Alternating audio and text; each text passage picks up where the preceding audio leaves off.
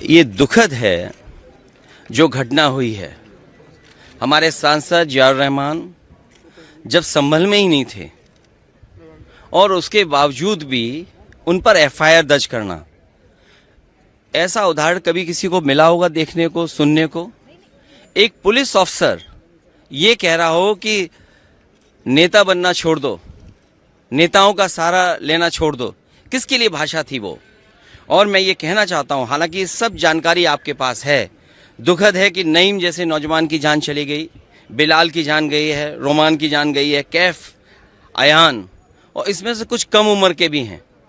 मुझे याद है जब मैं लखनऊ में प्रेस कर रहा था, उस समय जो जानकारी थी और जो जानकारी छिपाई जा रही थी, जब वहाँ पर लोकल स्तर से जानकारी हासिल हुई, तब मैंने कहा कि नईम की जान गई है और पुलिस की गोली से गई है।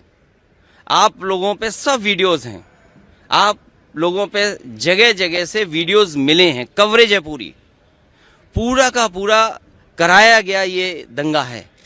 और किसने कराया? सरकार ने कराया, क्योंकि सरकार जो बेईमानी कर रही थी, सरकार जिसने वोट लूटा, सरकार ने जिसने मशीन पर ईवीएम की बटन बार बार पुलिस से दबवाई, प्राइवेट ड्रेस में पुलिस लगाई, उस चुनाव में इनकी धांधली, इनकी चोरी न पकड़ी है, इसलिए जानबूझ करके संभल में घटना कराई है। और मैं पढ़ना चाहता हूं, संभल की शाही जामा मस्जिद के खिलाफ 19/11/2024 को सिविल जज चंदौसी संभल में एक याचिका डाली गई।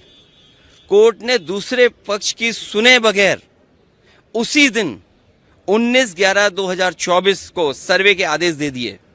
ताज्जुब तो इस बात का है कि ऑर्डर मिलने के बाद ही संभल के जिलाधिकारी, संभल के पुलिस अधीक्षक आदेश को पढ़े बगैर 2 घंटे बाद ही सर्वे के लिए पुलिस बल के साथ शाही जामा मस्जिद पहुंच गए। जामा मस्जिद की कमेटी, जनप्रतिनिधि, उलेमा इकराम, सभी अधिवक्ताओं ने सहयोग दिया। जिस समय पहली बार सर्वे हुआ है और कोर्ट के आदेश के बाद पूरा का पूरा सहयोग, जो भी वहां जिम्मेदार लोग थे, जो भी जिम्मेदार वहां पर मौके पे थे, सबने सहयोग किया। जिलाधिकारी संभल और पुलिस अधीक्षक संभल ने 2.5 घंटे सर्वे के बाद कहा, अब सर्वे पूरा हो चुका है और अब रिपोर्ट कोर्ट को भेज दी जाएगी। दिनांक 22/11/2024 फ्राइडे को जुम्मे की नमाज के लिए लोग नमाज अदा करने के लिए जामा मस्जिद पहुंचे, लेकिन पुलिस प्रशासन ने बैरिकेडिंग लगा दी ताकि लोग नमाज न पढ़ सकें। उसके बाद भी लोगों ने संयम बरता, नमाज अदा की और किसी प्रकार का विरोध प्रदर्शन नहीं हुआ, किसी तरह की विरोध नहीं हुआ। अगली तारीख तय थी। शाही जामा मस्जिद की कमेटी और मुस्लिम समाज के सभी लोग कोर्ट के केस की पैरवी के लिए तैयारी कर रहे थे, परंतु दिनांक 23 तारीख को रात पुलिस प्रशासन द्वारा कहा गया कि 24 तारीख को यानी अगले दिन सुबह को दोबारा सर्वे किया जाएगा। आखिरकार पहले एक बार सर्वे हो गया।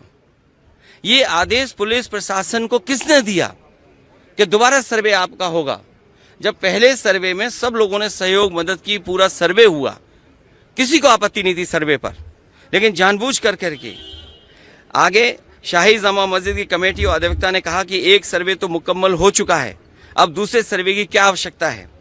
कोर्ट के आदेश का हमने पालन कर दिया, अगर दूसरा सर्वे करना है तो दोबारा आदेश करवाएं, कोर्ट के आदेश के बाद हम दोबारा सर्वे करा देंगे। लेकिन जिलाधिकारी संभल और पुलिस अधीक्षक संभल ने कोई सुनवाई नहीं की और तानाशाही दिखाते हुए और सुबह के वक्त से पहले शाही जामा मस्जिद आ गए। शाही जामा मस्जिद कमेटी और मुस्लिम समाज के लोगों ने फिर भी धैर्य रखा और दोबारा सर्वे के लिए अंदर ले गए। सर्वे के दौरान करीब 1.5 घंटा बाद जब जनता को सूचना मिली तो वो इकट्ठा होना शुरू हो गए। लोगों ने सर्वे का कारण जानना चाहा तो सर्कल ऑफिसर ने उनके साथ गाली गलौज की और लाठीचार्ज करवा दिया, बुरी तरह से जख्मी कर दिया। इसका विरोध करते हुए चंद लोगों ने पत्थर चलाए, जिसके बदले में पुलिस, सिपाही से लेकर अधिकारी तक ने अपने सरकारी और प्राइवेट हथियारों से गोलियां चलाई, जिसकी वीडियो रिकॉर्डिंग है, जिसके एवज में दर्जन लोग गोलियों से घायल हो गए। 5 मासूमों जो कि अपने घर से सामान लेने के लिए निकले थे, उनकी मृत्यु हो गई। संभल का माहौल बिगाड़ने में याचिका दायर करने वाले लोगों के साथ पुलिस और प्रशासन के लोग जिम्मेदार हैं।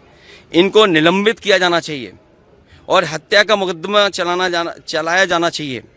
जिससे कि लोगों को इंसाफ मिल सके और आने वाले समय में कोई इस प्रकार की संविधान के खिलाफ गैर कानूनी घटना को अंजाम न दे जा सके। और मैं हमारे सभी सांसद और तमाम विपक्ष के लोग इस सवाल को उठाना चाहते थे, लेकिन सदन में नहीं उठने का मौका दिया।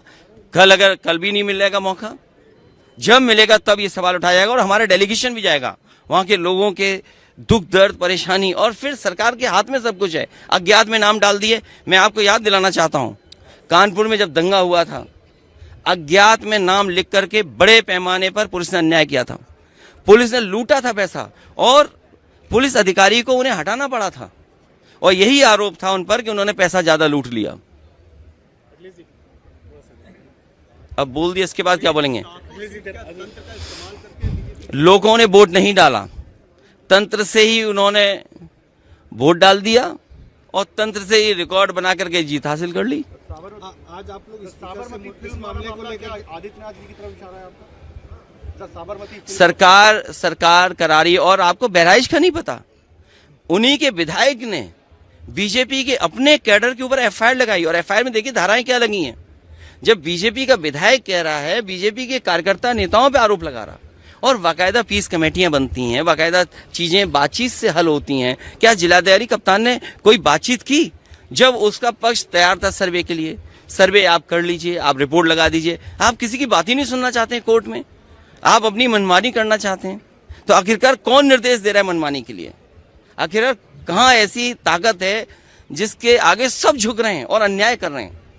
ये लगातार अन्याय उत्तर प्रदेश में हो रहा है। ये इसलिए हो रहा है क्योंकि अपनी नाकामी छिपाना चाहते हैं और सबसे ज्यादा कमजोर जो लोग हैं उनकी तरफ ही जाना चाहते हैं। धन्यवाद। पर जब ये नहीं थे, जब सांसद ही नहीं थे मौके पर, तो उन पे एफआईआर दर्ज क्यों हो गई या उनका नाम क्यों डाल दिया गया? मैं इसी संबंध में मिला हूं। और अज्ञात में हजारों नाम डाल दिए, इसलिए डालें कि दबाव बना लें। और पुलिस तो जानते हो कैसे काम करती है।